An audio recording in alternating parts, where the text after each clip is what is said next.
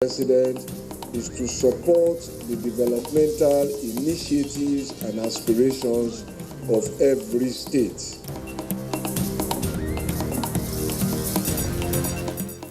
Committee for Assessment of Losses suffered by Nigerian police force begins work.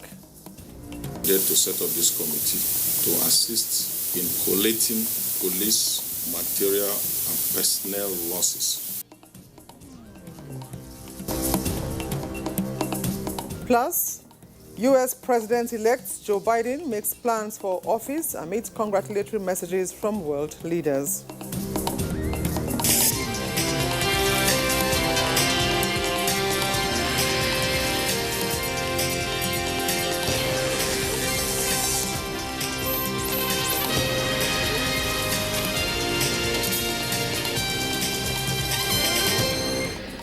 And now the news in details. With over 40 emirs and chiefs currently in Zaria to witness the coronation and presentation of staff of office to the 19th Emir of Zauzau, Ambassador Ahmed Nuhu Bamali, our correspondent, Mijama Adamu, is live at the Zaria Polo Club venue of the coronation to give us a feel of the ambience. So tell us, Mijama, what is going on right now at the Zaria Polo Club? How is the atmosphere? Yes, Ifoma, we are right at the moment at the polo ground in the ancient city of Zaria, venue for the installation of the 19th Emir of the ancient kingdom of Zauzau. Zaria city is at the moment agog with the sound and regalia of royalty. It is indeed a historic event in many perspectives. Historic in the sense that this is the first time in 45 years the people in this kingdom are witnessing this event. The immediate past Emir of Zauzau in the person of Sheikh Idris happened to be the longest serving monarch in the history of the kingdom, having spent 45 solid years on the throne. Therefore, this is the first time in 45 years that we are witnessing yet another installation of the Emir of Zauzau. It's equally historic in the sense that the current Emir that is going to be installed, talking about Ambassador Ahmed Nuhu Bamali, is coming on the throne 100 years after descendant of his clan, the Malawa clan, have occupied the throne of the kingship of Zauzau. At the moment, traditional rulers from the land and breadth of Nigeria and people from all walks of life have converged here at the polo ground here in Kaduna to be part of this epoch event, which is the installation of a banker, a lawyer, and a diplomat that is going to be installed as the 19th Emir of Zauzau. The event promises to be quite eventful with a lot of excitement by people from all walks of life that have converged to be part of this historic event. Tell us, how excited are the people of Zaria to witness this day? What is the general feeling towards the new Emir? I can't hear you clearly because of the rowdiness of this arena. But just tell us, how excited are the people of Zaria to witness this day?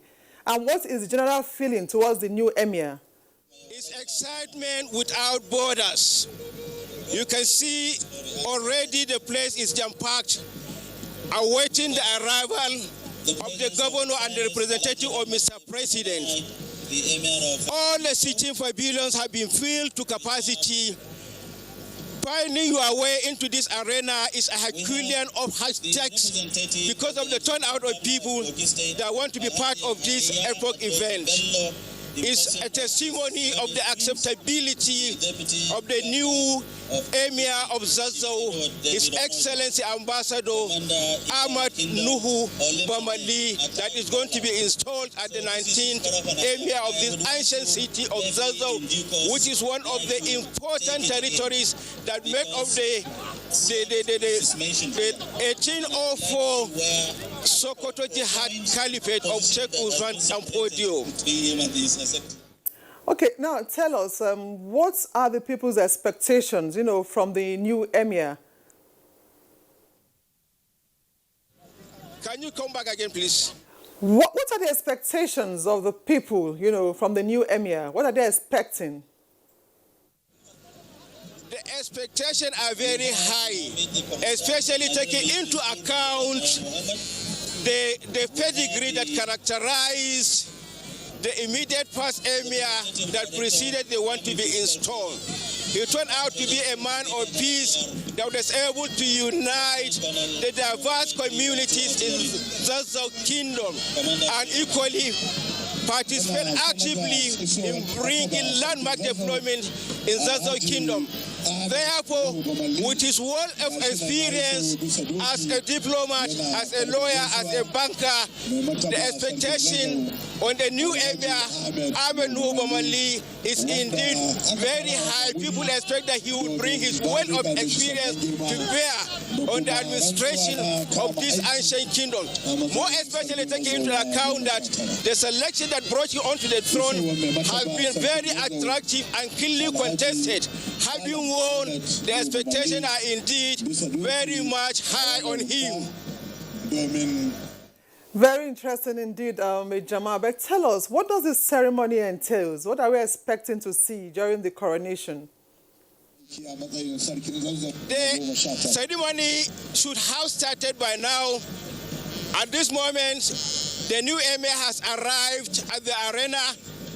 We are now awaiting the arrival of His Excellency, the Executive Governor of Kaduna State, who is going to perform this epoch event of installing the new Emir. So any moment, the event is going to kickstart. Already the representative of Mr. President is already at ground. Thank you very much indeed, Jamal Adamu, for that update from the Zaria Polo Club.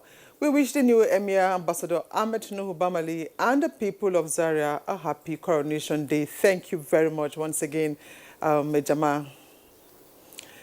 Now, moving on,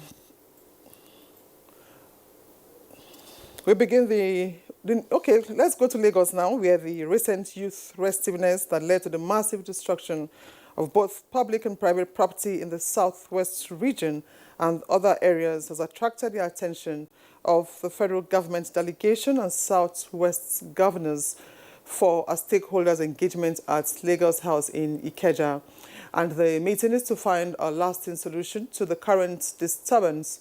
Nosa Osola reports that issues bordering on security, good governance, and the economy were also deliberated during the exchange.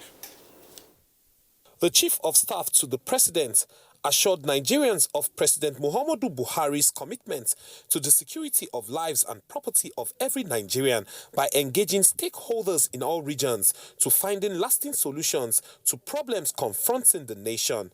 He added that the deliberation of stakeholders as well as their recommendations would be taken directly to Mr. President for onward implementation. Events of the last few weeks have given us all cause to retrace our steps and to ask some very real difficult questions about the state of our country and the future of the nation. The chairman of the Southwest Governors Forum, Rotimi Akeredolu, who reiterated the commitment of Southwest governors to peace and positive engagement of youths in the region, assured Nigerians that the primary objective of the engagement is to fully deliberate among stakeholders on issues raised and finding meaningful solutions going forward. What do we do? How do we go about this? How do we fully integrate our youth? How do we engage them fully? This stakeholder engagement could not have come at a better time than now, when we have serious issues confronting the existence of our people. In the communique issued after the deliberation, part of the recommendations include addressing the threat and reality of insecurity in the country.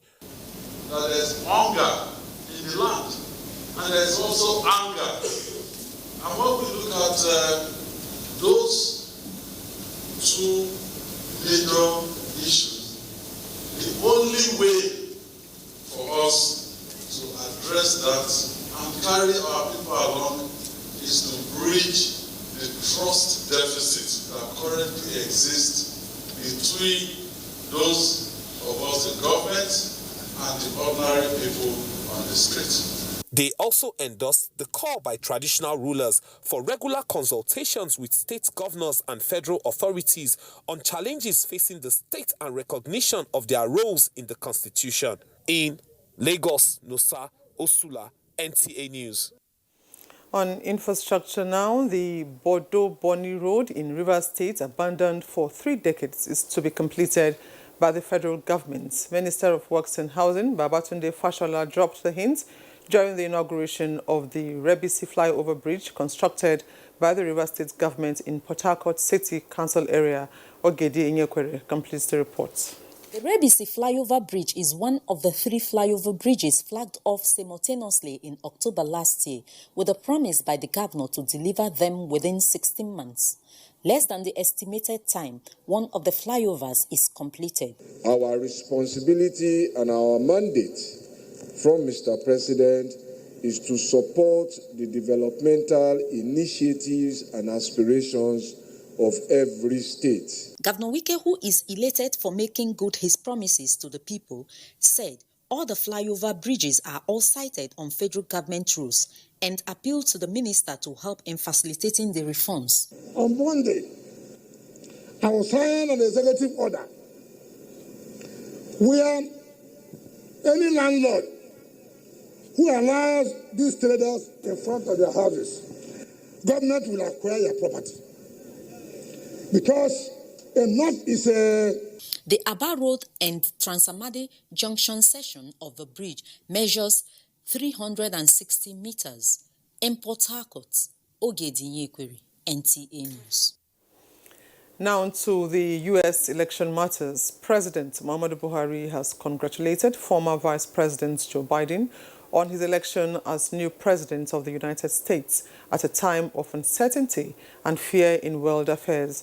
Mr. President said Joe Biden's election is a significant reminder that democracy is the best form of government because it offers the people the opportunity to change their government by peaceful means.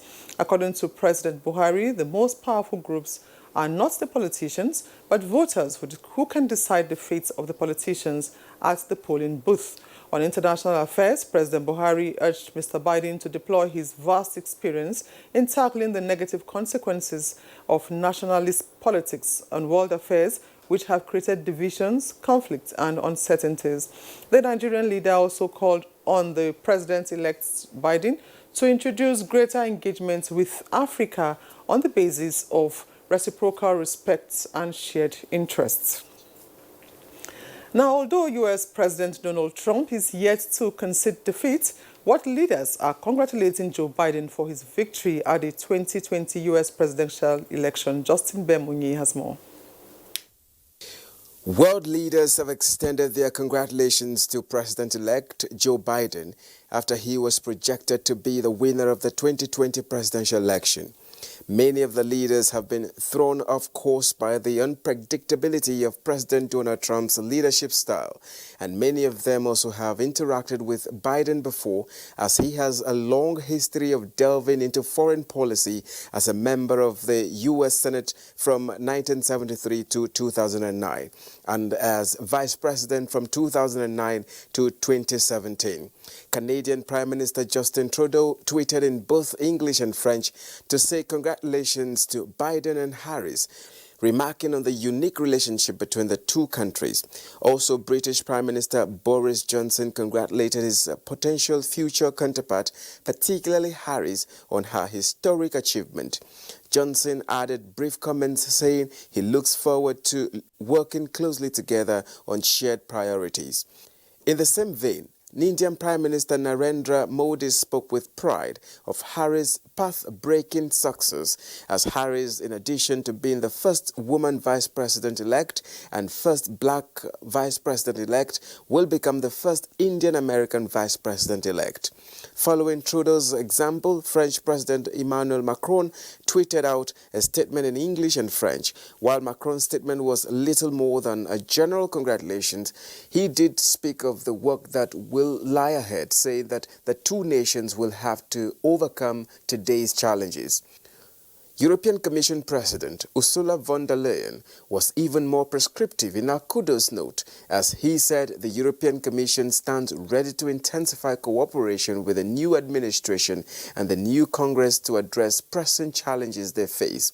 This is just as the President of the African Union Commission, Musa Faki Mohammed, also congratulated the President and Vice President-elect as he said the African Union Commission looks forward to a new, stronger USA-Africa relationship based on mutual respect and shared values of international cooperation.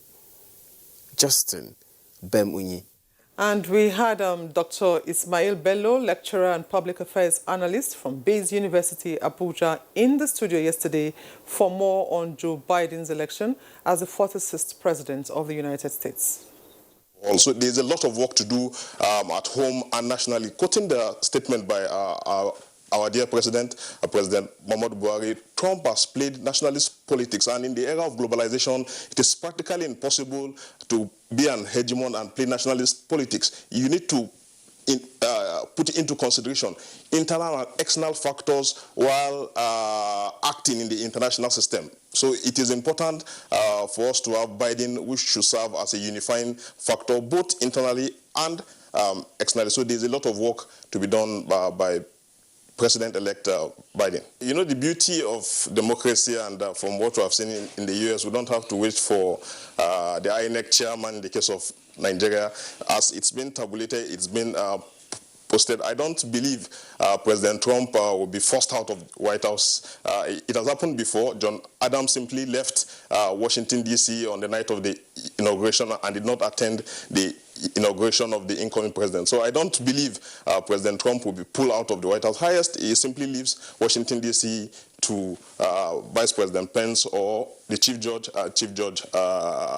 Robert to do the swearing. So I don't think President Trump will be pulled out of the White House. He can simply decide to leave Washington, D.C. for inauguration to happen on January 20th. Constitution of the U.S. has already laid it down. As I stated, the Chief Justice on January 20th, irrespective of the incumbent handing over power ceremonially to the president-elect, the Chief Justice swears in the president-elect, he becomes president. It is left to the new president to ensure that he is able to get all necessary information. First and foremost, he has shown the will and the commitment to unite by saying, irrespective of the fact that 70 million Americans voted for Trump, he's a Democrat, is proud to be, and is going to be the president for all Americans. Looking at external relations, I hope U.S.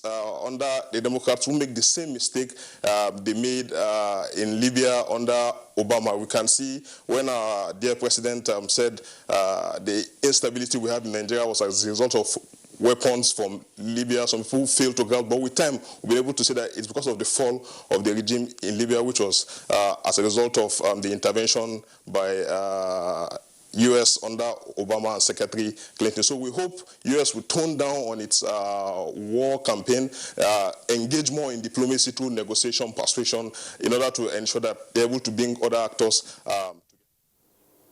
Dr. Ismail Bello, lecturer at Bayes University, Abuja, on Joe Biden's election. Meanwhile, as U.S. President-elect Joe Biden plans for office, President Donald Trump braces for lawsuits. Details with Oyeyemi Ajayi. President-elect of the United States, but President Donald Trump is still planning legal challenges to the results in some key states. His lawyer, Rudy Giuliani, says that it would be wrong for Trump to concede because there is strong evidence that this was an election that in at least 2 or 3 states, and possibly 10, it was stolen. The Trump campaign is yet to provide this strong evidence, but says it plans to proceed with lawsuits in several key states. Giuliani says that further lawsuits will be filed over a lack of access for poll watchers in the states. In some areas this year, there were restrictions put in place before Election Day, in part due to coronavirus. There were also capacity limits set to avoid intimidation. The legal challenge in Pennsylvania also centers on the state's decision to count ballots that are postmarked by Election Day, but arrived up to 3 days later, so Republicans are seeking an appeal. On the other hand, the U.S. President-elect Joe Biden has called for unity while saying it will help the U.S. become a nation healed. Part of his priority is the tackling of the coronavirus pandemic in the country. Announcing the first steps in his transition plan, his team said there will be more testing and Americans will be asked to wear masks aside being expected to name a 12-member coronavirus task force. However, the Democrat is forging ahead with his plans for assuming power in January after major U.S. networks called the election in his favor on Saturday.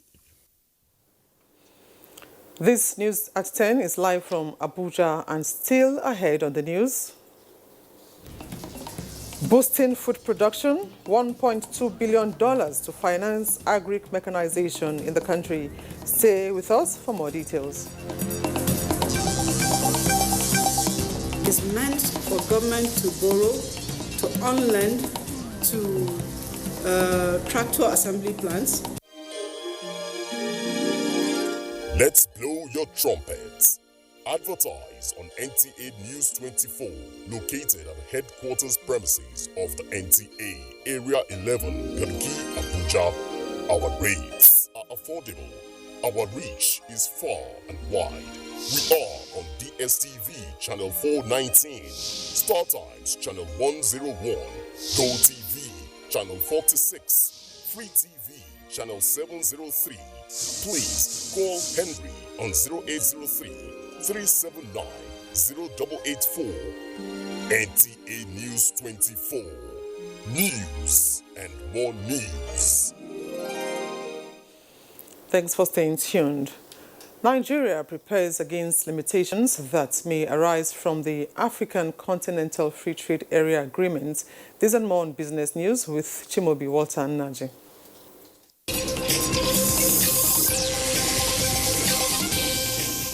With the African Continental Free Trade Area Agreement expected to kick off on the 1st of January 2021, Nigeria's participation on the AFCFTA is being thoroughly looked at and efforts made to close the limitation gaps that may arise through the agreements, like the issues of rules of engagement, trade remedies infrastructures, and capacity to address import surge to mitigate problems of dumping and other negative trade barriers. Some experts believe that Nigeria is on course to taking a leading role in the African continent with a market size of over 200 million. Level of National Action Committee, we have been able to conduct assessment on safeguards. That among all of that things, Nigeria needs to have some safeguard in place. And I have to say this upfront, to the fact that even within the AFCFTA extant provisions, there are safeguards inside it. There are safeguards, but the question is this: we need, or let me put it this way, are we ready to get ourselves familiar with all those safeguards within the AFCFTA provisions? Meanwhile, a new date has been announced for the 26th Nigeria Economic Summit.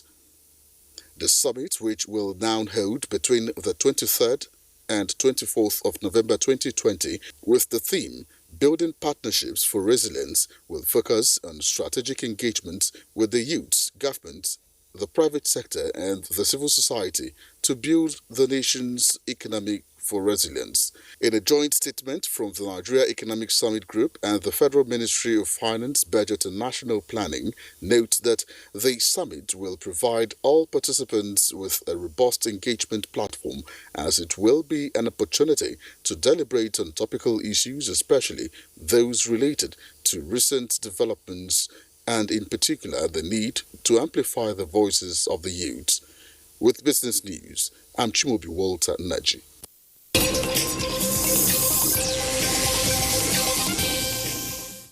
Still on the African Continental Free Trade Area Agreement, following deliberations on the prospects of achieving its implementation within the context of cross-border threats, ECOWAS Parliament is recommending regional parliamentary support for member states to ratify the trade area agreement. Onange Fineface reports that other outcomes of the delocalized meeting of joint committees in Cotonou will be presented to plenary for consideration. Having received information on the viability of the African Continental Free Trade Area, members of Parliament considered the initiative as a needed step to create a continental market for goods and services with free movement of people and capital. In drawing the curtains on the delocalized meeting, Parliament is resolved to promote the diffusion of information on the need to implement the free trade area for intra-Africa trade, better harmonize trade liberalization and achieve continental economic growth. They lamented the failure of countries to observe their obligations under agreements. Example, unilateral closure of border, recognizing free movement of goods as a major plank of integration.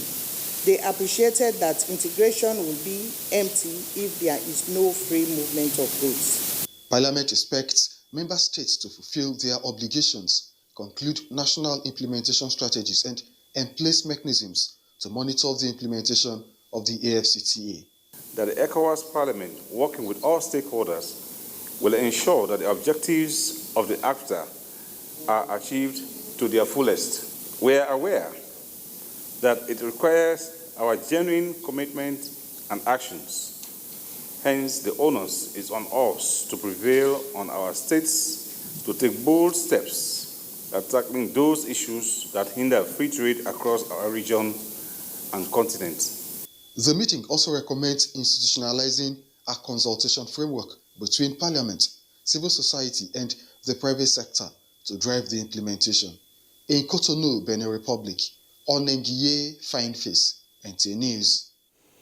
And back home, the Executive Vice Chairman, Nigeria Communications Commission, NCC, Professor Umar Mbata, says digital age offers greater revenue earning potential to the current economic headwinds in Nigeria. Dambata said this when he delivered a paper titled Ethical Leadership as an Instrument for National Sustainability in the Post-Oil Nigerian Economy, a Public Sector Perspective, at a two-day hybrid annual directors conference organized by the Institute of Directors. He emphasized that the federal government has realized that Nigeria cannot be solely dependent on oil earnings anymore, hence the decision of the FG to explore ways of diversifying the economy, emphasizing that the fourth industrial revolution is the information and digital economy age, which, if properly enhanced and exploited, can unleash a new phase of massive revenue generation and wealth creation for Nigeria in the post-oil era. The Institute of Directors Nigeria Annual Directors Conference is the Institute's flagship event, attended by captains of industry and directors in both private and public sectors of the Nigerian economy. And if you are just joining us, you are watching the news at 10 on NTA News 24, broadcasting live from Abuja. And when we return, NCDC confirms 300 new cases of COVID-19. Is power. Everyone wants power. So feel powerful with the NTA News mobile app, the one-stop information center. Real news at your fingertip. Be the first to report by uploading first-hand information on the YouReport link, and be the first to know by simply clicking on any of the links on the sidebar for headlines, domestic and foreign news, economy, security, politics, sports, and more. Stream live on your smartphone and tablets and stay connected. It's pretty easy. Simply download NTA News app from your Google Play Store and you're good to go. NTA News mobile app, your access to real-time information.